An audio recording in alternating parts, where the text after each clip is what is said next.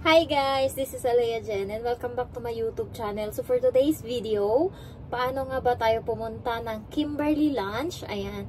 So yung Kimberly Lunch, doon ako kumakain ng Filipino food. Meron doon sisig, dinakdakan, papaitan, sinigang, ayan, liempo. Yung mga Filipino food, halo-halo is nandun. And 50 with rice yung nila, mga pagkain nila. Maliban na lang sa medyo mamahalin talaga ng iba, medyo 70 with rice ata yung papaitan. Ayan. So, ano pa ba? Pumunta kayo ng Central Exit B, and then pagkalabas mo dyan, meron kang makikitang malaking road. Ayan. So, malapad. Tawid ka dyan, and then papunta ka ngayon ng right. Alam nyo ba yung ali-ali? Pwede nyong itanong dyan sa mga, kapag gusto nyong pumunta doon, pwede nyong itanong dyan sa may mga Pinay na nakaupo kung saan yung ali-ali, and ituturo nila kayo.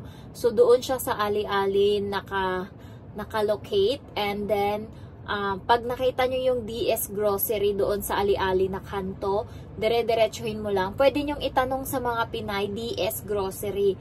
Pag tinuro nila kayo doon, konting lakad na lang yun, and nandun na yung Kimberly Lunch. Ayan. So, pagpunta mo ng DS Grocery, dire-diretso ka lang ngayon, and then makita mo yung Ellen's na pagkain. Basta may Ellen ka na nakikita na parang tarpaulin na nakaharap sa daanan mismo, pasok ka dun sa kanto na yon, sa may Ellen to, and then meron siyang dito, pinto. Ayan, o hindi siya pinto, basta maliit na daanan na papunta sa elevator, and then papasok ka doon, and level 2 siya. Pag bungad sa'yo ng level 2, ayun na talaga agad yung bubungad sa'yo, yung Kimberly Lunch na nila, parang siya, halo na.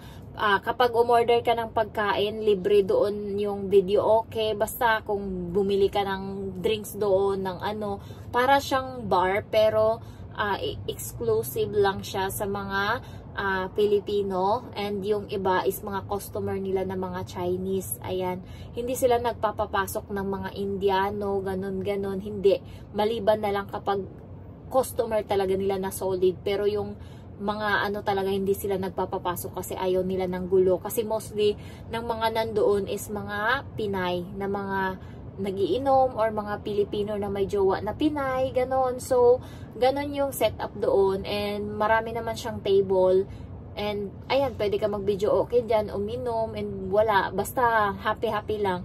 Yung mga Chinese is kaibigan na nila yon ng mga nandoon, and umiinom yung mga yon, tahimik lang, hindi sila yung maingay. Meron ngang isang Chinese na kumakanta na ng Ilocano na song. Ayan, so ganon lang. Doon ako pumupunta kapag gusto kong kumain ng Filipino food, kasi talaga yung dinuguan ni ate doon yung gustong gusto ko, and yung sisig, ayan. So ano pa ba, ilagay ko na lang dito yung ibang video ko na nandun ako, aside from tinuruan ko kayo kung paano. So ayun lang guys, thank you for watching, bye bye.